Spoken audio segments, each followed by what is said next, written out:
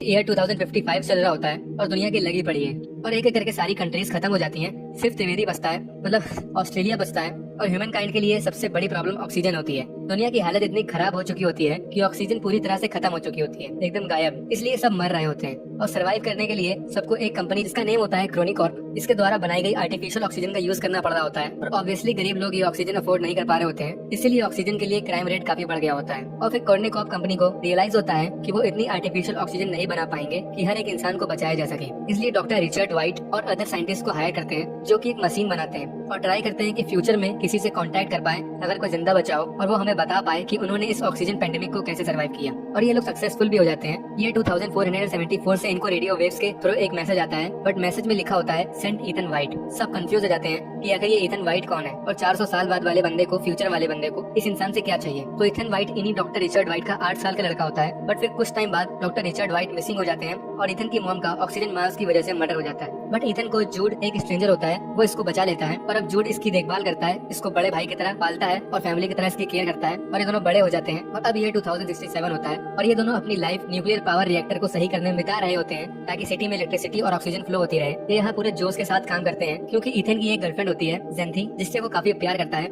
But वो सिक होती है और उसका कोई क्योर नहीं मिल रहा होता है क्योंकि इस प्लेनेट में अब कोई भी पेड़ पौधे नहीं होते। इसलिए ईथन अपने वर्क में काफी मेहनत करता है पैसे कमाने के लिए ताकि वो जेंथी को सारे ऑक्सीजन मास्क प्रोवाइड कर सके। बट फिर एक दिन इन दोनों भाई को उसी कॉर्निकॉर्प कंपनी में बुलाया जाता है और उसकी हेड ईथन को बताती है कि उनको 474 साल आगे फ्यूचर से एक मैसेज रिसीव हुआ है, send Ethan white. I know आप काफी कंफ्यूज हो गए कि ये बात तो काफी पुरानी है, जब ईथन 8 साल का था, बट अभी आगे मैं एक्सप्लेन करूंगा। Back to the story. फिर ये कंपनी की हेड ईथन से बोलती है कि तुमको हम टाइम मशीन से टाइम में आगे भेजेंगे जैसा वहाँ के लोग चाहते हैं और तुम उन लोगों से मिलोगे और पता करोगे कि सर्वाइव कैसे करें इस पेंडेमिक को। बट प्रॉब्लम ये होती है कि साइंटिस्ट बस ईथन को फ्यूचर में भेज सकते हैं, बट वापस आने का रास्ता उसे खुद ढूंढना पड़ेगा। और ऑब्वियसली ईथन डर जाता है और जाने से मना कर देता है क्योंकि उसको जेंथी की फिक्र होती है। बट जूड और जेंथी इसको समझाते हैं कि दुनिया को सेव कर सकते हो तुम। और फिर थोड़ी बहस के बाद ईथन मान जाता है फ्यूचर में जाने के लिए और ये रेडी होता है। और साइंटिस्ट इसको एक एआई मशीन देता है, आर्ची, लाइक सरी और कोर्टाना। और टाइम मशीन का यूज करके ईथन को फ्यूचर में फेंक देते हैं और ये आसमान से वहाँ गिरता है, बट इसको कुछ होता नहीं है इसके सूट की वजह से। लेकिन इसका सूट जल जाता है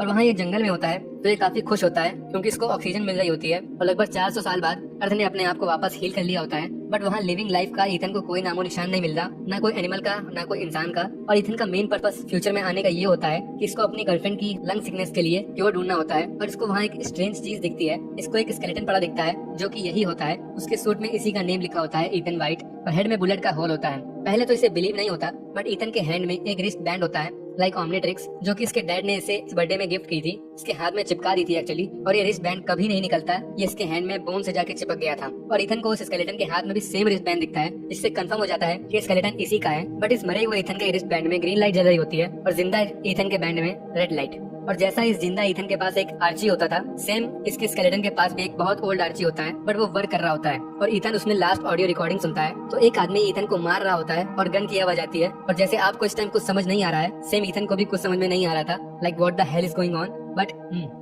और फिर आर्ची की हेल्प से ईथन वहाँ सराउंडिंग में घूमता है और फिर रात में एक बेरी खा लेता है जो कि एक्चुअली एक पॉइजनस बेरी थी। और ईथन को बहुत पेन होता है और वो काइंड ऑफ मरने लगता है। बट तभी आसमान से कुछ चमकता हुआ जमीन में गिरता है और एक आदमी आता है जो कि ईथन को मरने से बचा लेता है, इसको एंटीडोट देके। और ये आदमी जूड होता है। ये एक्चुअली वही लैब से स्पेशली ईथन को मरने से बचाने के लिए फ्यूचर में आता है। और फिर ये दोनों आर्ची की हेल्प से एक बंकर में पहुंचते हैं और बंकर ईथन की आई चेक करके गेट ओपन करता है और ये दोनों अंदर जाते हैं। और सिस्टम स्क्रीन में वेलकम ईथन वाइट लिखा होता है और बंकर ईथन के हाथ में लगे रिस्ट बैंड से डीएनए मैच करता है और ये बंकर एक्टिवेट हो जाता है और इसकी रिस्ट बैंड की भी लाइट रेड से ग्रीन हो जाती है। और ये जगह एक्चुअली वही लैब होती है जहाँ पास्ट में इस टाइम मशीन रखी है। और अब इतना तो समझ गए कि ये बंकर सिर्फ ईथन के डीएनए से ही खुलता है। तो फिर वो फ्यूचर में मैसेज किसने भेजा इनको 2067 में। खैर, और जूड टाइम मशीन देख के खुश हो जाता है क्योंकि अब ये पास्ट में, मतलब अपने टाइम में वापस जा सकते हैं। और फिर ईथन लैब के ओल्ड लॉग्स चेक करता है जिसमें उसके डैड के होलोग्राफिक रिकॉर्डिंग्स होती हैं उसी दिन की जब इनको ये मैसेज रिसीव हुआ था, सेंड ईथन वाइट वाला। और इसके डैड बताते हैं कि हम फ्यूचर में चीजें नहीं भेज सकते क्योंकि पावर सप्लाई की प्रॉब्लम होती है रिसिपिटेंट वाली साइड में, जहाँ अभी ईथन है, इनकी टाइम मशीन में प्रॉब्लम होती है। और तभी 2474 के लैब में 4 घंटे का काउंटडाउन शुरू हो जाता है टाइम मशीन के चालू होने का और इन दोनों को वापस घर जाने का। बट तभी इस सिटी की पावर सप्लाई गायब हो जाती है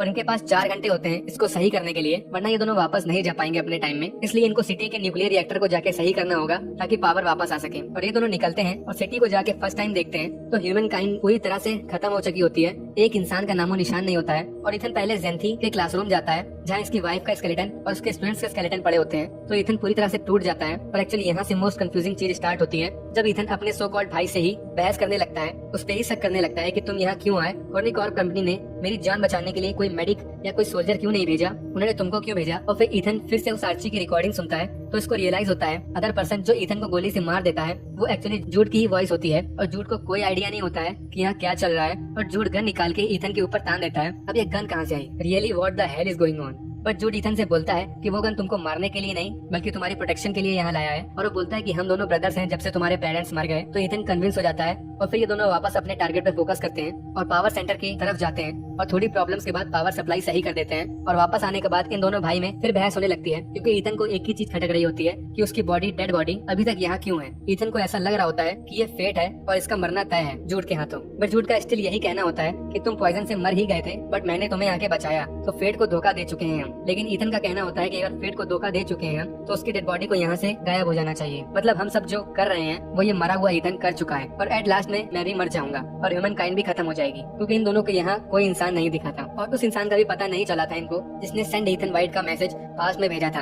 और फिर इथन और ओल्ड लॉग्स चेक करता है जिसमें इसको पूरी सच्चाई दिखती है कि डॉक्टर वाइट समझ जाते हैं कि कॉर्नी कॉर्प की हेड के इरादे दुनिया बचाने के नहीं है, इसको सिर्फ अपनी और अपने कुछ लोगों की फिक्र है और इसलिए वो फ्यूचर में जाके न्यू लाइफ शुरू करना चाहती है। और डॉक्टर वाइट उसके प्लान में साथ देने से मना कर देते हैं और ये हेड डॉक्टर वाइट को मार देती है और इथन की मॉम को भी मरवा देती है। और जूड एक्चुअली में कॉर्नी कॉर्प के लिए ही काम करता था और इसको इथन का गार्डियन बना दिया गया था इथन के पेरेंट्स के डेथ के बाद और केयर करने के लिए बोला गया था क्योंकि ये कॉर्नी कॉर्प की हेड जानती थी इथन ही इन सबकी की है, उसी के डीएनए से लैब ओपन होगी। और ये देख इन दोनों भाई की काफी लड़ाई होती है और इथन अपना प्लान बदल देता है यहाँ से वापस पास्ट में जाने का। और फ्लैशबैक में पास्ट के 2067 का सीन दिखाते हैं कि कॉर्नी कॉर्प की हेड रेडी होती है इथन के वापस आने के लिए और उसने कुछ लोग जमा कर लिए होते हैं जिनको ये फ्यूचर में ले जाने के लिए तैयार कर रही होती है और अपना तो खुद जाती है। और इसका प्लान था जब इथन यहाँ आएगा तो उसको गोली मार देंगे और हम फ्यूचर में चले जाएंगे। बट इस टाइम इथन काइंड समझ गया था कि अगर ये वापस गया तो वो लोग मुझे मार देंगे। बट जूड का कहना होता है वापस चलो और अब जूड इथन पे गन तान देता है तो मारना ही वाला होता है क्योंकि वो प्लान के हिसाब से नहीं चल रहा होता। बट इथन जूड के लिए सच में छोटे भाई जैसा होता है और इथन बोलता है कि हम दुनिया बदल सकते हैं, इसलिए जूड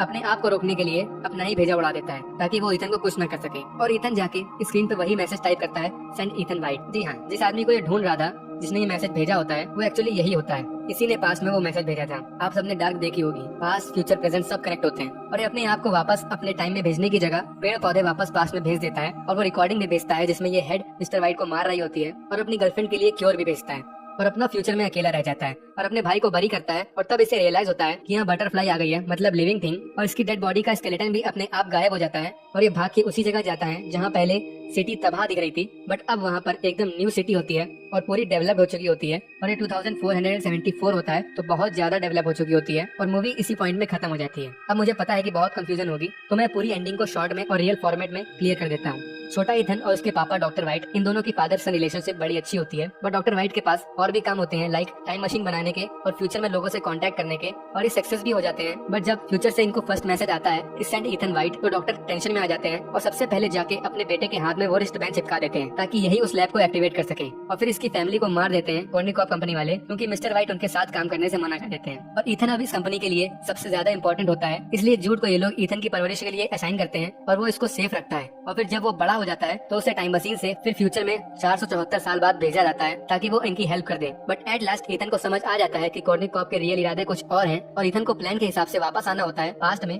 बट ये नहीं जाता और जूड अपने आप को इथन को मारने से रोकने के लिए खुद की जान ले लेता है। और अब बात आती है कि इथन का स्केलेटन वहाँ क्यों था और वो कहाँ गायब हो गया। तो मेरी थ्योरी के हिसाब से कि उस कॉर्नी कॉर्प की हेड ने बोला था कि जब इथन टाइम मशीन से इस टाइम में वापस आए तो उसको शूट कर देना और यहीं छोड़ देना और हम सब फ्यूचर में न्यू लाइफ स्टार्ट करने चले जाएंगे। तो एक अल्टरनेट रियलिटी के बारे में सोचो कि अगर इथन प्लान के हिसाब से पास्ट में यानी 2067 में वापस आ जाता तो ये लोग सबसे पहले उसको शूट कर देते और यहाँ छोड़ देते। तो ऐसा ही हुआ था, एक फ्यूचर वाला इथन पास्ट में चला गया था और उसको शूट करने के बाद इन लोगों ने यहीं छोड़ दिया था, इसलिए उसका स्केलेटन यहीं पड़ा था 400 साल बाद भी, क्योंकि मूवी में कहीं भी ये कंफर्म नहीं किया गया है कि जूड ने ही इथन को मारा था। यहाँ तक उसने आर्ची में अपनी और जूड की फाइट की वीडियो रिकॉर्डिंग भी देखी थी बट गन शॉट वाला सीन वो नहीं देख पाया था, उसको हाइड कर दिया गया था, सिर्फ गन शॉट की साउंड्स नहीं थी। तो मुझे तो बस यही एक्सप्लेनेशन समझ आया। लेकिन अब बात की अगर ऐसा हुआ था तो ये सब लोग कॉर्नी कॉर्प वाले फ्यूचर में आ गए होंगे बट इनका तो यहाँ कोई नामो निशान नहीं मिला, तो शायद ये लोग यहाँ आके भी सेटल नहीं हो पाए, मतलब जीना नहीं सीख पाए और या फिर ये टाइम मशीन से यहाँ कभी आ ही नहीं पाए। और देन मूवी की एंडिंग में ईथन खुद पास्ट में जाने के बजाय पेड़ पौधे और प्रूफ भेज देता है, जिसकी वजह से वहाँ के लोग कोरेकोर के हेड को मुजरिम बना लेते हैं। और अब मेन इविल पर्सन तो चली गई होती है और बाकी जो समझदार लोग होते हैं उन्होंने उन पेड़ पौधों से जो ईथन ने इन्हें भेजे थे उनसे और नया पेड़ बनाए होंगे और ऑक्सीजन की प्रॉब्लम को दूर कर लिया होगा। और इसीलिए लास्ट में ईथन का स्केलेटन गायब हो जाता है, क्योंकि जब वो पास्ट में गया ही नहीं तो उसको शूट नहीं किया गया और इसीलिए उसका स्केलेटन नहीं था वहाँ। और पूरी सिटी एकदम से डेवलप हो गई थी।